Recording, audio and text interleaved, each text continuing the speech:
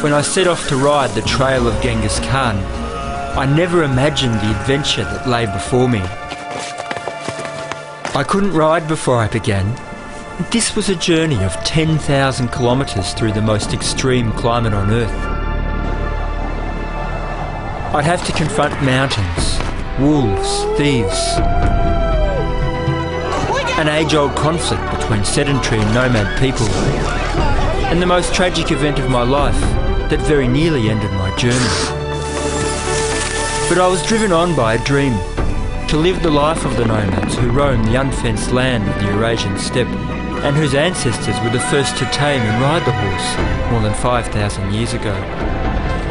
The most famous nomad of all was Genghis Khan, who founded the largest empire in history. In the West, he's mainly remembered as a ruthless barbarian, but in Mongolia, he's celebrated as a national hero. So who are the nomads? And what can we learn from the lives they lead today? For me, the only way to find out was to ride from Mongolia to the edge of the steppe on the Danube in Hungary, learning to see the world through nomads' eyes.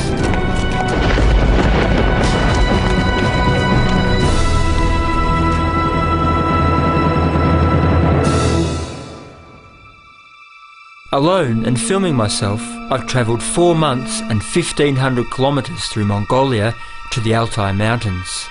But winter is coming, and ahead lies a new people and a much greater challenge: Kazakhstan, the largest nomad nation on Earth, where the temperature ranges from 50 above to 50 below. I somehow have to get through 5,000 kilometres of frozen steppe and searing desert to the Russian border. The Soviet era devastated nomadic culture in Kazakhstan, but in some isolated communities near the border in western Mongolia, traditional Kazakh life goes on.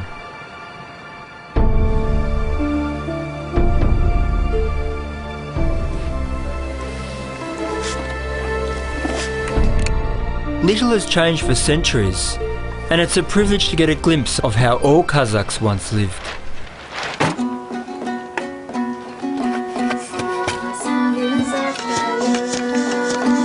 Kazakhs are renowned for their art and creativity. They're experts at spinning wool, weaving and feltwork. There are 3 families living in this ger, spanning 3 generations.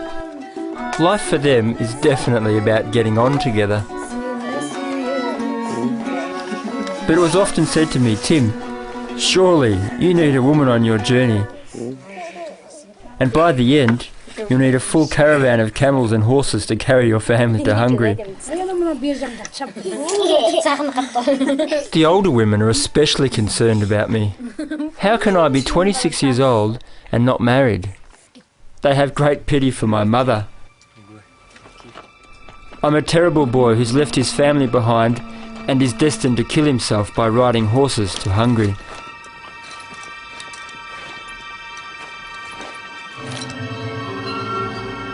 Kazakhstan is a much vaster, sparsely populated place, and with winter on my heels, a lot less forgiving. You actually see into Russia and just see China. And only about 200 k's that way, I actually sold my horses in Mongolia. And from here, if you look down, it just spreads out to steppe. And basically the steppe extends from here, 8,000 k's, all the way to Hungary where the end is. Horses are a national treasure in Mongolia, and it's illegal to take them out of the country. That's why I've had to sell them. I've travelled across the border and now have to find new horses. Horse hunting party has grown to about 1, 2, 3, 4, 5, 6 people. We seem to just pick up a new person at every village, a local, and they know where the horses are.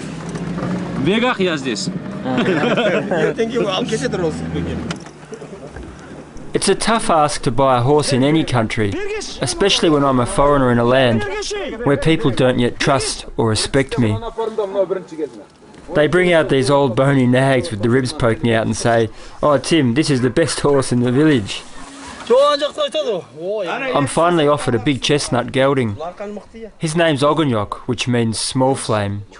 I can just tell he's going to be a great pack horse. It's taken a lot of bargaining, but I've finally bought him for $480. That's a huge chunk considering I'm living on $10 a day. I've also found this horse called Taskanir, which means brownstone. I can sense in him that he's a leader, and he'll keep my other horses in line. Eventually we agreed to $500. From here on, Ogonyok and Taskanir are going to be my lifeline.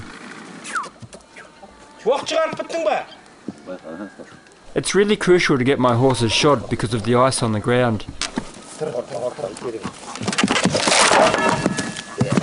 Ogonyok has just been plucked from a herd.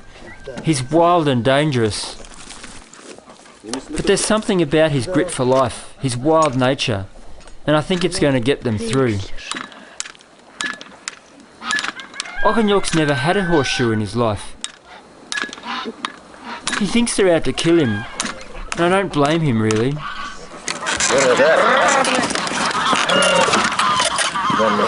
I can't believe how they're treating him.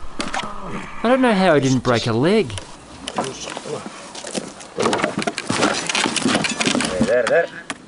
I feel sick in the stomach. I've spent almost all my money. No idea how I'm going to survive for the next few months. And there's 8,500 kilometres to go, and the snow's just starting to fall and it's getting cold.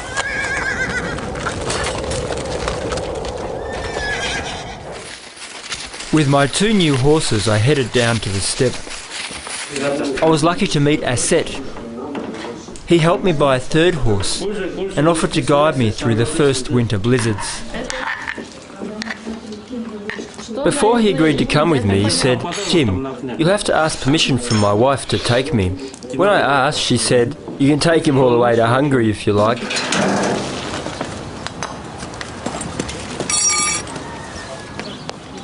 Asset, like many Kazakhs these days, lives in a village. In his heart though, he's still a nomad, and he yearns to be back out there on the steppe.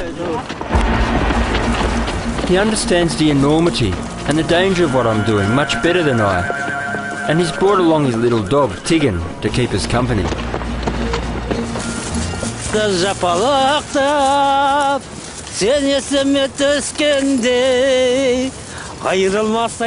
It's out here that Asset seems happiest. The nomad in him's coming to life. Водка пьешь, голос есть. Давай, по крайней мере. Asset and I can both speak Russian. Soon he tells me we're lost. Worse, he's never been in a tent before. And we've only got one sleeping bag.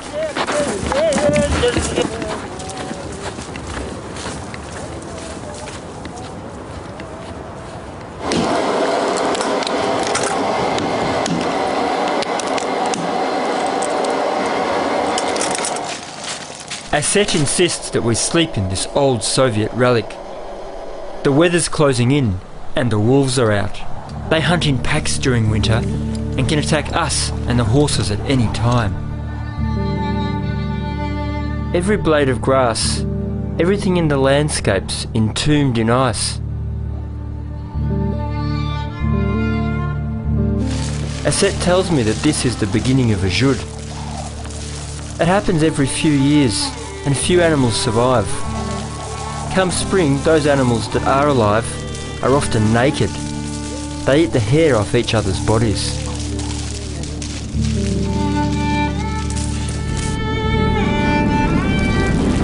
About 2 or 3 days without seeing anyone, and finally we made it just before dark to the village of Kindikti. We just made it in time for some herders bringing all of their cows back home. So we're just going to follow them and see if we can find a place to stay.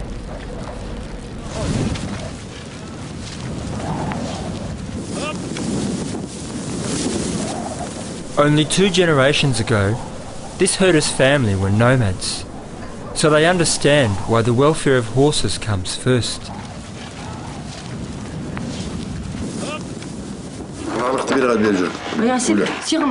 The Kazakhs believe that when a guest comes in through the front door, luck flies in through the window. In the evening I realised this prophecy had come true. I offered Shamkhat my satellite phone, and he was able to call his long-lost sister in China, who he hadn't seen for 40 years.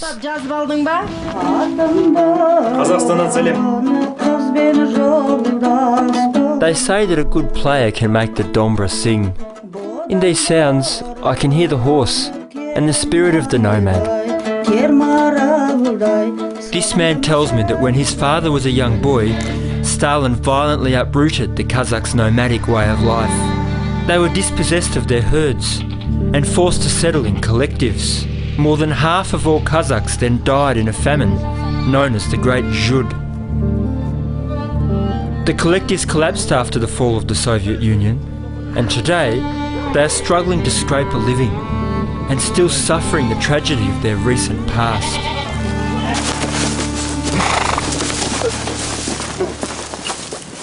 This is the reality of Kazakh cuisine, the national koza, which is the national dish of horse meat. This is called sorghum, the winter slaughtering of horses. They've fattened the horse up for a month. It's been sitting in the barn eating a lot of grain and a lot of hay. And now everyone's come down here to slaughter it. The family will send half the meat to their relatives in the city, where meat's very expensive, and they'll keep the rest of the meat here. In Kazakhstan, few horses die of old age. To let a horse rot and not eat all of its parts is sacrilege.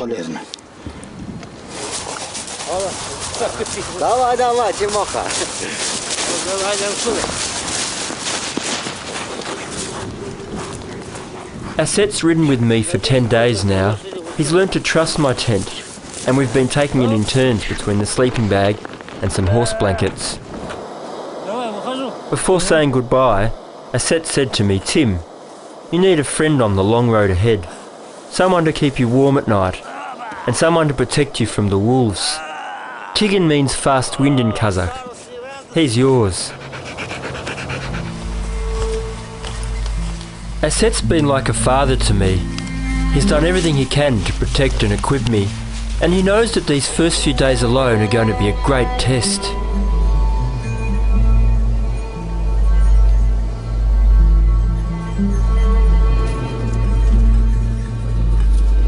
Winter was the season for war for Mongol warriors.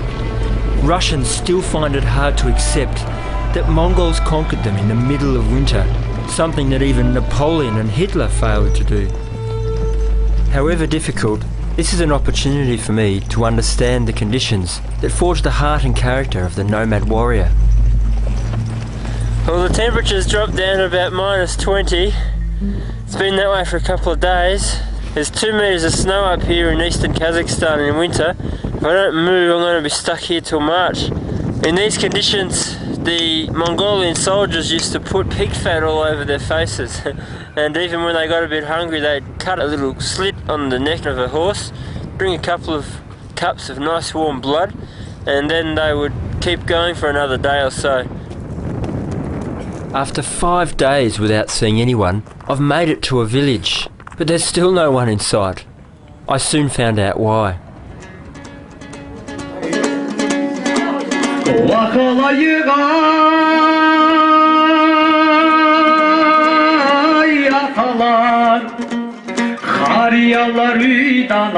I've just been invited to a Kazakh wedding in a little village called Tansuk.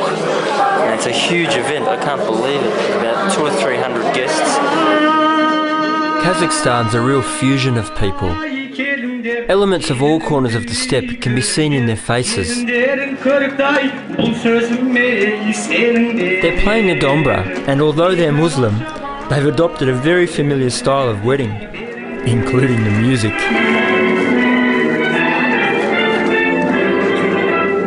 For Kazakhs, knowing your ancestry is key to knowing yourself and your land.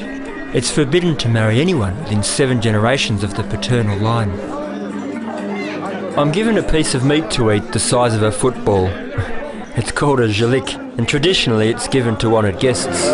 guess it was inevitable, but the vodka is starting to flow.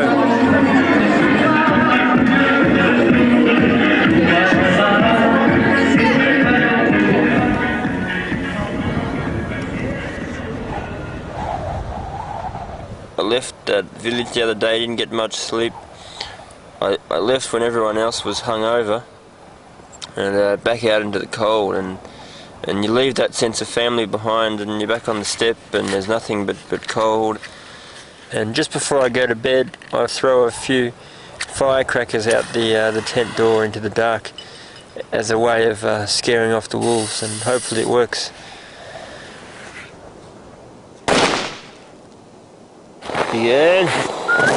Hey, come on. Come on, Tigan. Time to get up. Tigan. Tigan. Tigan. Ma. Ma. Up. Out. Oi. Ma. Oi.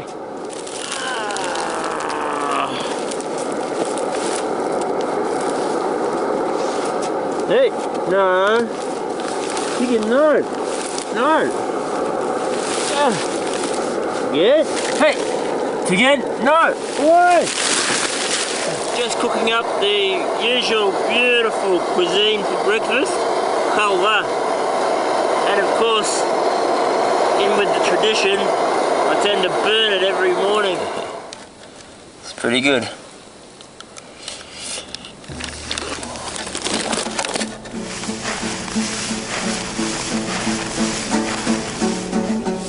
Packing up is agony, and it takes me 3.5 hours. My fingers and toes are frozen even before I get in the saddle. I'm so exhausted that I just want to sleep, but I've got to ride on for 8 hours. I just have to think small, one step at a time. I've come further south to get out of the snow.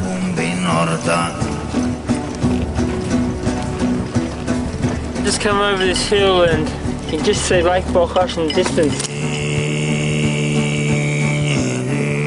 Almost black in colour, the steppe, and it just spreads out. And I've never been in a place that's so empty.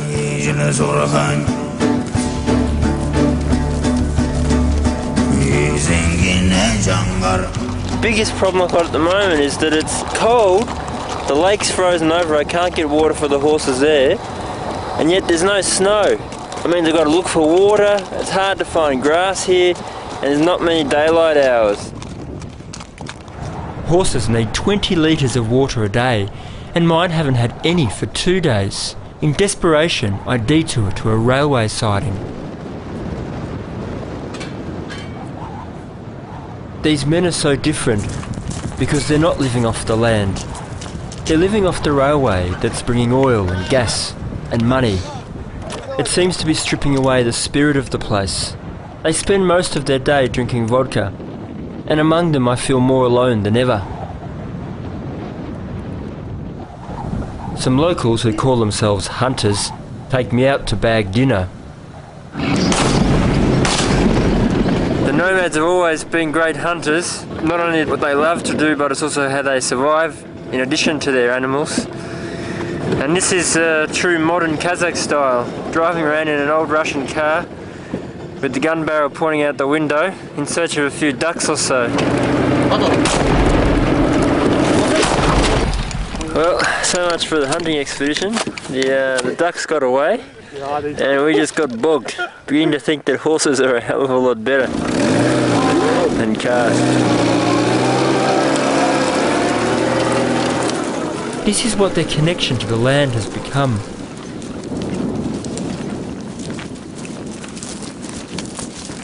It's a bit sad.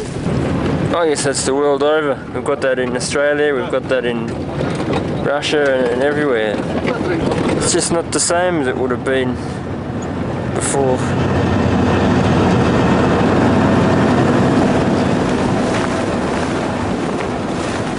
The men here are really rough. This man told me that someone was coming to steal my horse in the night. He was right. He stole them himself. I caught him in the act, and he told me about barimta. A man on the steppe who has the skill to steal a horse is respected. In return, you've got the right to steal it back. And not just a horse, but his wife as well.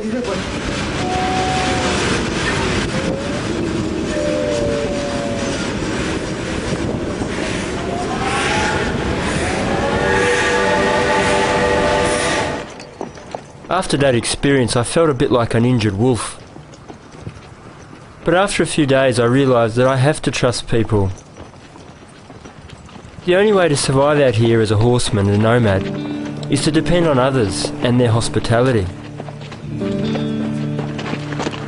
Somehow I feel like these lessons are all part of my initiation.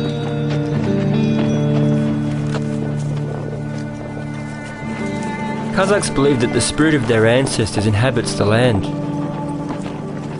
Seeing these tombs makes me feel like I'm not so alone. My friend Aset's told me that I should sleep in them, so that the old men of the steppe will protect me.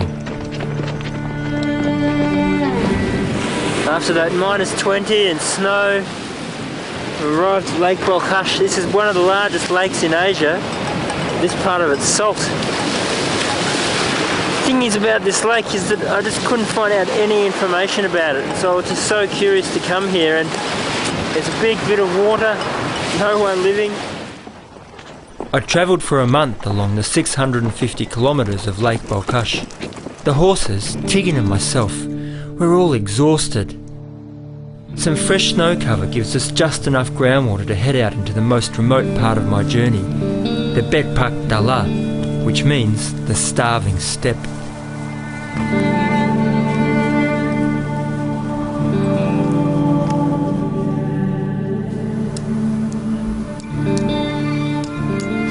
It's bloody cold. It's probably dropping down to -25, down to -30 tonight, and to be honest, struggling a little bit to stay on top of things. I get a bit of a choking feeling in the throat when, you know, the weather turns bad and you're by yourself, 3 horses, and anything could happen. You know, one false move and it's over, especially in these conditions. The dark's starting to consume me. I'm getting paranoid about thieves and wolves and the ghosts of the night. Ever since my horses were stolen, I've been having a recurring dream. I'm in the tent with my horses. I'm holding the lead ropes really tight, and I know that if I let go, they'll be gone, they'll be stolen. I grip, but they're pulling and I can't hold anymore because I'm exhausted. But just as I let go, this old man comes to me, and I relax and fall into merciful sleep. I've got a feeling that this old man is the protector. He's one of the old men of the steppe that people have been telling me about.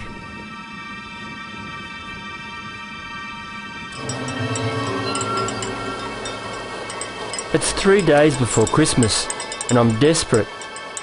My sleeping bag's frozen and my tent's ripping apart. If a storm blows in now, I'll be dead. I'm missing my family like never before, so I've decided to head for the nearest place, a dot on the map called Akbakai.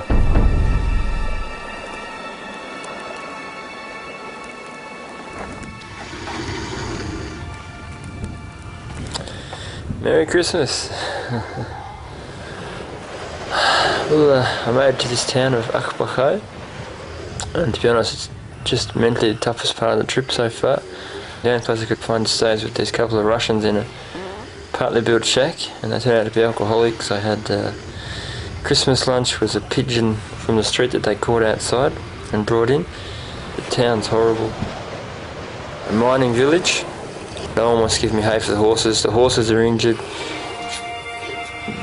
I don't know, just really frightened and not the kind of place you want to be on Christmas. And I had a pigeon and some fried potato in a really musty old bloody frying pan. Доброе утро, Гриша. Доброе утро. Доброе утро, все нормально.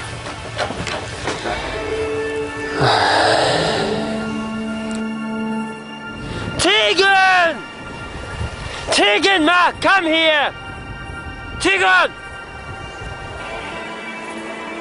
In the last 2 weeks, 18 stray dogs have been shot here, and the people in the abandoned mine, they're actually going hungry at the moment. There's no work, and they're known to eat all the dogs.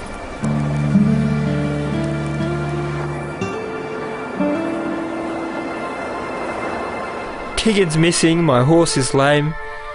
It's the coldest winter in 40 years, and I'm stuck in this town known locally as the place that God forgot, with over half the journey still ahead of me.